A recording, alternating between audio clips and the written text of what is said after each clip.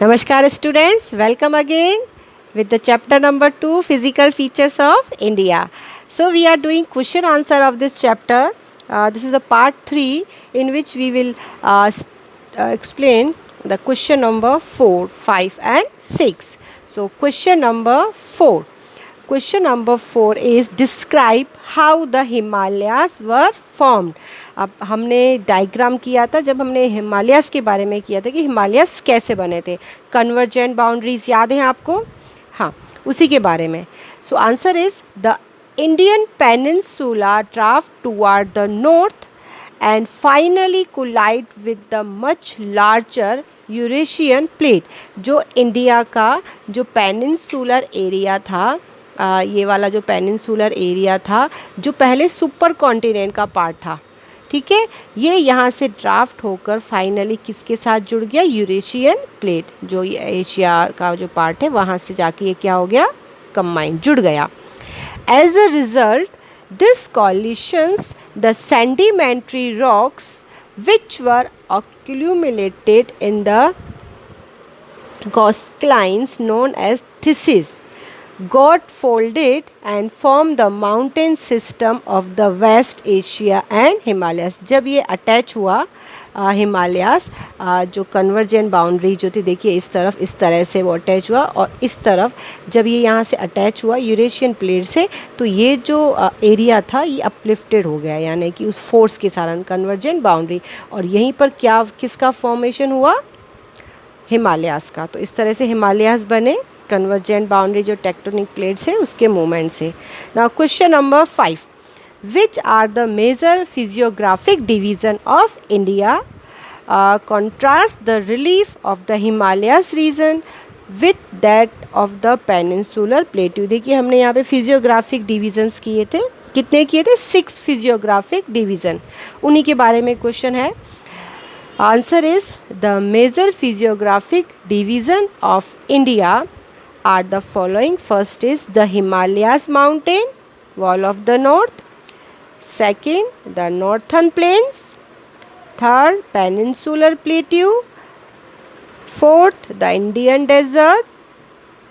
Fifth, the coastal plains and the island. देखिए हमने सारे जितने भी लेक्चर्स आपको सेंड किए हैं, I have send the 4 part. In 4 part में हमने सारी चीज़ों को अच्छे से डिस्क्राइब किया है.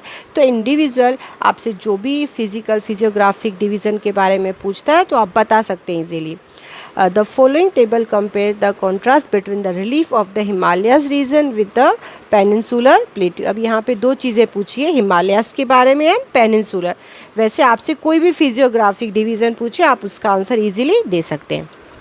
First is Himalayas region. The Himalayas are young fold mountain of the comparatively recent origin. ये young fold mountain में आता है. And the peninsular plateau, they are part of the oldest structure of the Indian subcontinent. ये oldest structure है. Second is Himalayas, they are the highest mountain in the world. सबसे highest mountain range में आता है. Now peninsular plateau, the central highland are formed of the low hill and there is no high peak in the worldwide fame in this hill. हालांकि mountains यहाँ पर भी है, peaks यहाँ पर भी है, लेकिन ऐसी कोई रेंज नहीं है जो वर्ल्ड वाइड हो. हिमालयास में सबसे ज़्यादा जो हाईएस्ट पीक है वो वर्ल्ड की इसी में आती है. Third point is many great rivers like the Indus, Ganga, the Brahmaputra originate from the Himalayas. जो मेन रिवर सोर्सेज है हमारे इंडिया का, जो ड्रेनेज सिस्टम है, इंडूस रिवर्स, गंगा, ब्रह्मपुत्र, कहाँ से ओरिजिनेट होती है? स्टार्ट होती है हिमालयास से. Now peninsular, very few rivers like the Narmada and Tapi originate from these hills.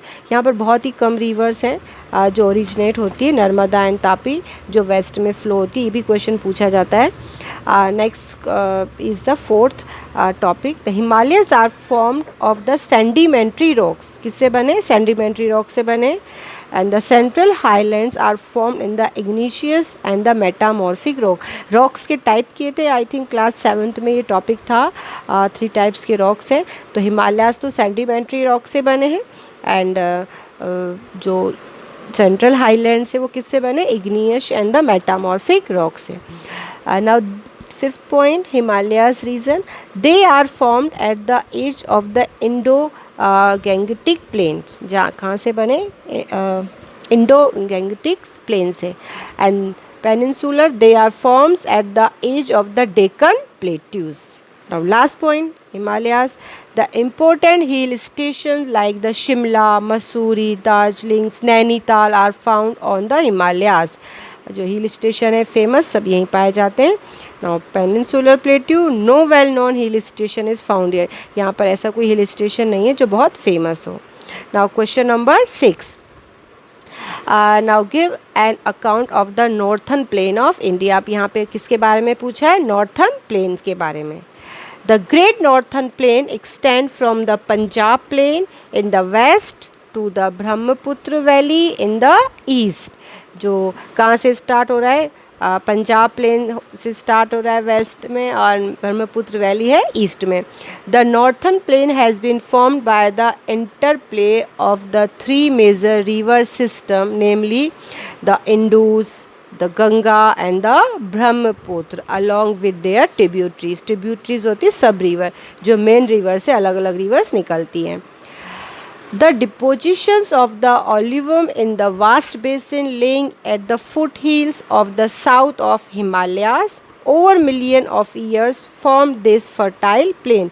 यानी कि जो भी यहाँ पे सॉयल आती है रिवर्स से, जो ड्रेन होके आते हैं इरोडेड मटीरियल्स, इस एरिया को क्या बनाते हैं, fertile. It spreads over an area of 7 lakh square kilometer. Approximately कितना है एरिया, 7 lakh square kilometer. ये याद रखना है.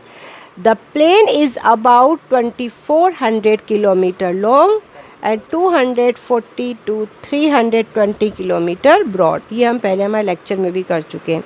The rich soil covered combined with the abundant water supply and favorable climate made this agriculture a very productive part of India. सबसे ज़्यादा जो agriculture है, जो फेवरेबल क्लाइमेट है एग्रीकल्चर के लिए, वो नॉर्थन प्लेन है. Because of this factor, the density of population is also highest in this region amongst all physiographic division of India. अब क्योंकि यहाँ पे फेवरेबल क्लाइमेट है, प्लेन एरिया है, एग्रीकल्चर बहुत अच्छा होता है, तो सबसे ज़्यादा जो पॉपुलेशन है वो इसी एरिया में रहती है हमारे इंडिया की. The northern plain is broadly divided into 3 section. इसको हमने 3 सेक्शंस में डिवाइड किया है नॉर्थन प्लेन को. First is Punjab plain. It is western part of the northern plain formed by the Indus and its tributaries, and this section is dominate by the doabs. क्या इसको बोला जाता है, दोआब भी कहा जाता है. पहला है Punjab plain. Second is Ganga plain. Ganga plain, it is the largest part of the northern plain and extend between the Ghaggar and the Teesta river. ये दोनों रिवर्स के पास में आता है. Next is the Brahmaputra plain. It forms the eastern part of the northern plain by the river Brahmaputra and its tributaries. It is narrower than the Ganga plain and is flooded prone area. ज़्यादातर यहाँ पे floods आती है. एक बार फिर से northern plain को हमने 3 सेक्शंस में डिवाइड किया है. First is Punjab plain, second is Ganga plain and third is Brahmaputra plane.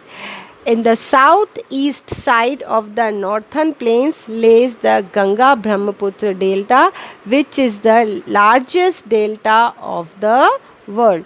अब देखिए हम लार्जेस्ट डेल्टा की बात करते हैं, तो सबसे जो लार्जेस्ट डेल्टा है वर्ल्ड का वो क्या है, गंगा ब्रह्मपुत्र जो डेल्टा है वो भी इसी एरिया में आता है. So it is all about the question number 6, the northern plains of India. I think this is clear to you.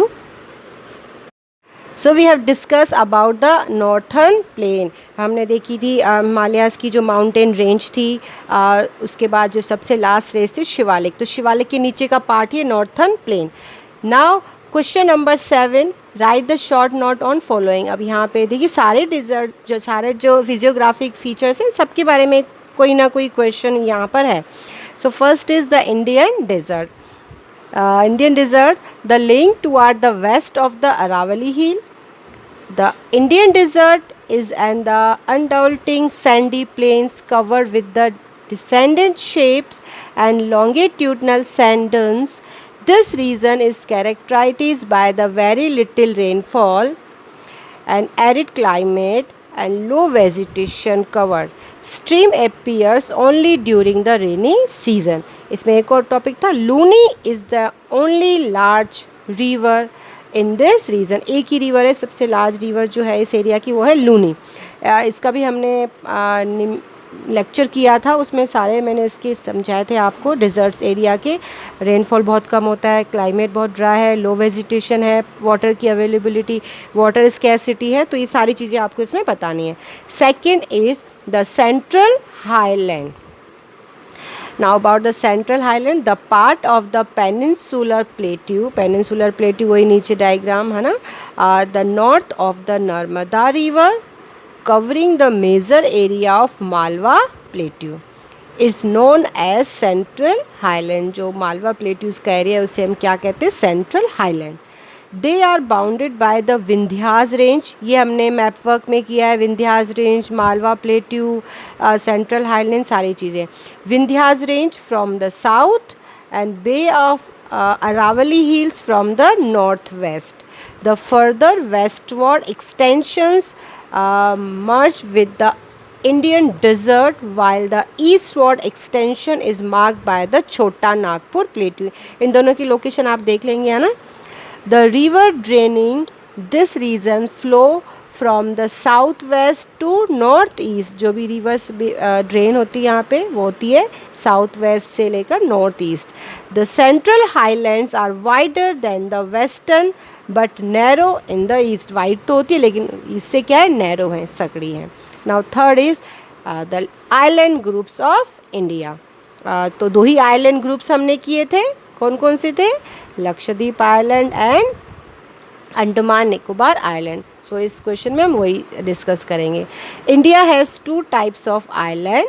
The Lakshadweep island lies in the Arabian sea to the south west of the mainland and Andaman and Nicobar island lie in the Bay of Bengal in the southwest mainland. Now Lakshadweep, about the Lakshadweep is the composed of the small coral island से बना है, covering the small area 32 square kilometer. ये भी हम कर चुके हैं. Kavaratti island is its administrative headquarter. जो कावारात्रि है इसकी जो कैपिटल है वो इसका एडमिनिस्ट्रेटिव हेडक्वार्टर है. And the Andaman and Nicobar Islands are bigger in size and more numerous and the scattered. यहाँ पे कि अंडमान निकोबार की बात करते हो तो छोटे छोटे बहुत सारे आइलैंड्स हैं, कुछ बड़े हैं कुछ छोटे हैं. The entire group of island is divided into Andaman in the north and Nicobar in the south. इन सारे ही आइलैंड्स को दो पार्ट में डिवाइड किया गया. अंडमान जो ऊपर की तरफ है नॉर्थ और निकोबार जो साउथ की तरफ है. इसमें हमने ये भी किया था, ये इक्वेटोरियल जोन के बहुत ज़्यादा पास में है. जो वेजिटेशन है इस एरिया की, क्लाइमेटिकल कंडीशंस है इक्वेटोरियल जोन जैसी है, लार्ज वैरायटी पाई जाती है वेजिटेशंस की, वाइल्ड लाइफ की.